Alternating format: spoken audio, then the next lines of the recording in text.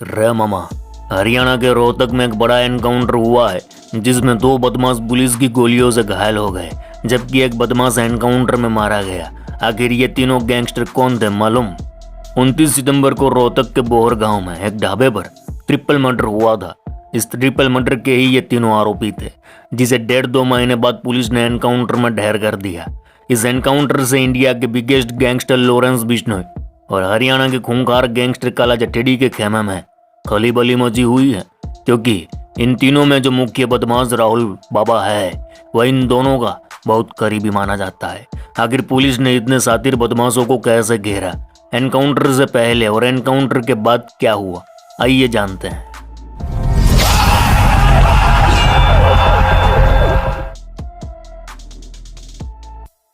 केम छो मजामा? अरे मामा, मामला कुछ ऐसा था कि रोहतक CI 2 के तैनात सब इंस्पेक्टर अश्विनी ने IMT थाना को शिकायत देकर बताया था कि उनकी टीम मंगलवार को IMT के पास मौजूद थी।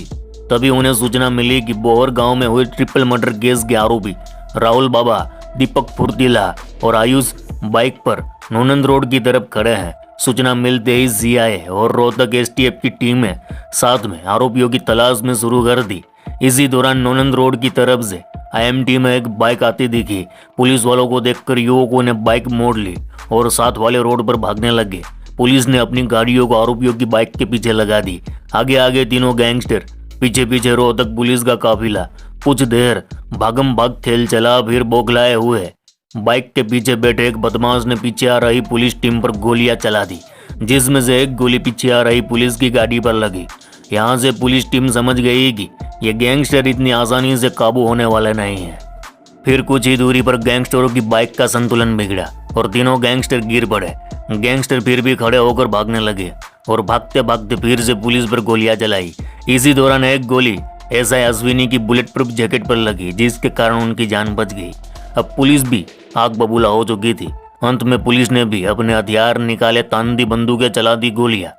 इस फायरिंग से बचते बचाते गैंगस्टर झाड़ियों की तरफ भागने लगे। झाड़ियों में कभी इधर से तो कभी उधर से गोलीबारी चलती रही। कई राउंड गोलियां बरसने के बाद गोलीबारी थमी। पुलिस काफिला जमीन पर पड़े गैंगस्टरों के नजदीक पहुंचा, देखा तो 3 गैंगस्टर खून से लथपथ घायल जमीन पर पड़े थे। फिर तीनों को घायल हालत में रोहतक PGI ले जाया गया, जहां इलाज के दौरान उत्तर प्रदेश के बागपत जिले के बालेनी निवासी दीपक फुर्तीला ने दम तोड़ दिया, यानी एक गैंगस्टर इस मुठभेड़ में मारा गया।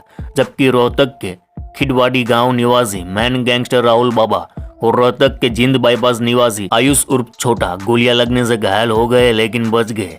दोनों का रोहतक PGI में इलाज चल रहा है। फिलहाल दोनों गैंगस्टर खतरे से बाहर है। यहाँ बता दें कि 18 नवंबर को इंस्टाग्राम पर एक पोस्ट आई थी। राहुल बाबा हुड्डा के नाम से बने इंस्टाग्राम अकाउंट पर 18 नवंबर यानी इस एनकाउंटर से पहले 18 नवंबर को पोस्ट में एनकाउंटर का अंदेशा जताया गया था। पोस्ट में लिखा था कि मैं राहुल बाबा और मेरा दोस्त अंकित वाल्मीकि यूपी से पेश होने के लिए रोहतक आ रहे थे। रोहतक STF और मंगोलपुरी सेल ने हमें यूपी के खेतों में घेर रखा है। ये हमारा एनकाउंटर भी कर सकते हैं। हालांकि रोहतक STF ने वायरल पोस्ट को फर्जी बताया था।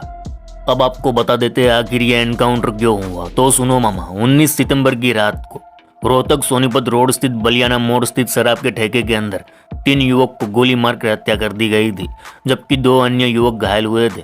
मृतक की पहचान बोहर गांव निवासी अमित उर्फ मोनू, जयदीप और विनय के रूप में हुई थी।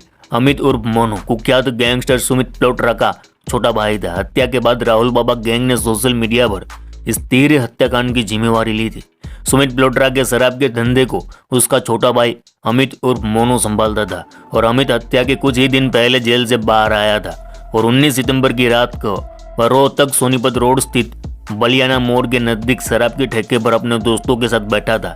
इस दौरान कुछ नकाबपोश बदमाश बाइकों पर वहां आए और फिर बंदूक की गोलियों से घमासान मचाया, जिसमें अमित समेत 2 अन्य लोग मारे गए और 2 घायल हुए। फिर इन्हें अस्पताल लाया गया, जहां इनके गुस्साए परिजनों ने रोड पर जाम लगा दिया था। इस हत्याकांड ने पूरे रोहतक और हरियाणा में डर का माहौल पैदा कर दिया था। पुलिस पर दबाव बढ़ रहा था, लिहाजा बदमाशों को पकड़ने कई टीमें गठित की गई। तब पुलिस की छानबीन में पता चला कि इस हत्याकांड को कैसे अंजाम दिया गया। पुलिस की रिपोर्ट के मुताबिक 19 सितंबर की रात करीब 10 बजे बोहर गांव के 5 युवक बलियाना मोड़ पर शराब के ठेके पर बैठे थे। तभी ठेके के बाहर 3 बाइक आकर रुकी। उन पर करीब 7 से 8 युवक थे। उन्होंने आते ही ठेके पर बैठे युवकों पर गोलियां चलाना शुरू कर दिया। इससे 5 युवक घायल हुए। गोलियां चलाने के बाद बाइक पर सवार सभी युवक भाग गए। मौके पर मौजूद कुछ लोग घायलों को जानते थे। उन्होंने फोन कर घायलों के घर वालों को सूचना दी। सूचना मिलते ही परिजन मौका वारदात पर पहुंचे।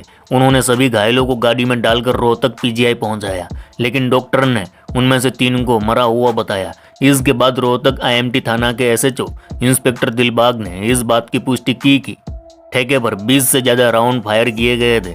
उधर इस हत्याकांड के बाद सोशल मीडिया पर एक पोस्ट डाली जाती है। पोस्ट में लिखा था, आज जो भी हुआ उसकी जिम्मेवारी राहुल बाबा गैंग लेता है।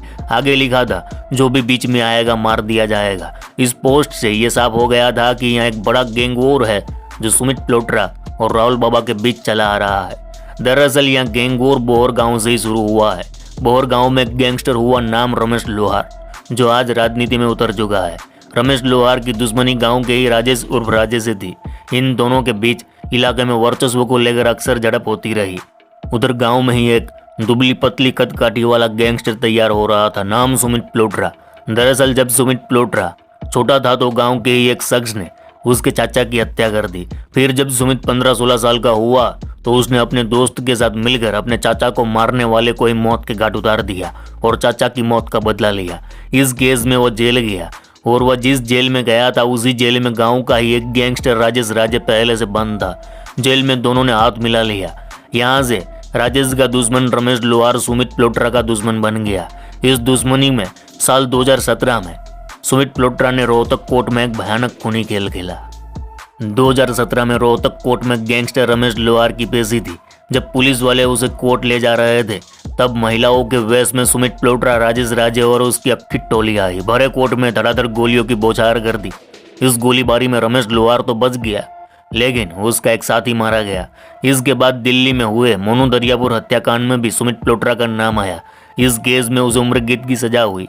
उधर गैंगस्टर राहुल बाबा रमेश लोहार से जुड़ चुका था, जो सुनारिया जेल में साल 2023 में था। तो साल 2023 में सुनारिया जेल में गैंगस्टर राहुल बाबा पर सुमित प्लोट्रा के लड़कों ने हमला कर दिया। कई बार होने के बाद भी वह बच गया। कुछ ही टाइम पहले वह जेल से बाहर आया था और बदले की फिराक में था। जेल में उस पर जो हमला हुआ था इसी का बदला बताया जाता है ये ट्रिपल मर्डर। खैर, अब राहुल बाबा पकड़ा जा चुका है। इससे 8 दिन पहले इस ट्रिपल मर्डर केस में शामिल शूटर पारस मलिक को पुलिस ने गिरफ्तार किया था। पुलिस ने उसके पास से एक पिस्टल बरामद की थी। पारस से पहले इस ट्रिपल मर्डर से जुड़े 3 शूटरों को गिरफ्तार किया गया था, जिनकी पहचान रोहतक की ही एकता कॉलोनी निवासी सोनू, सलारा मोहल्ला निवासी कशिश और डेरी मोहल्ला निवासी कपिल के रूप में हुई थी। अब सुनो मामा, राहुल बाबा के पकड़े जाने से लॉरेंस बिश्नोई और काला जठेड़ी का क्या नुकसान हुआ? तो ऐसा है, सुमित प्लोट्रा का कनेक्शन नीरज बवानिया से बताया जाता है, जबकि गैंगस्टर राहुल बाबा का कनेक्शन गैंगस्टर लॉरेंस बिश्नोई और काला जठेड़ी से है। इनकी साथ में तस्वीर भी आपको मिल जाएगी। तो जाहिर सी बात है, राहुल बाबा के पकड़े जाने से लॉरेंस बिश्नोई गैंग और काला जठेड़ी गैंग को तगड़ा झटका लगा होगा। तो ये थी कहानी। चलो इस गुज्जू भाई का राम राम, मिलते हैं फिर।